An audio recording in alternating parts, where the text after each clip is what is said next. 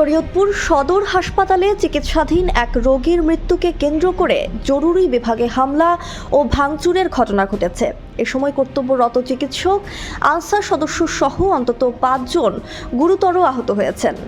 জানা গেছে, শরীয়তপুর সদরের উত্তর বিলাসখান এলাকার লালমিয়া কাজী বুকে ব্যথা নিয়ে শুক্রবার রাত 10:30টার দিকে হাসপাতালের জরুরি বিভাগে ভর্তি হন।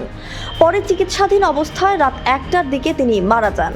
এরপর রাত 1:15টার দিকে রোগীর স্বজনরা উত্তেজিত হয়ে হাসপাতালের জরুরি বিভাগে হামলা ও ভাঙচুর চালায়। এতে জরুরি বিভাগের চিকিৎসক ডাক্তার মোহাম্মদ নাসির ইসলাম, কর্তব্যরত আনসার সদস্য সোহেল সর্দার, কামরুল, আজিজুল হক ও কাউসার গুরুতর আহত হন। এছাড়া এ সময় হাসপাতাল জুড়ে আতঙ্ক ছড়িয়ে পড়ে।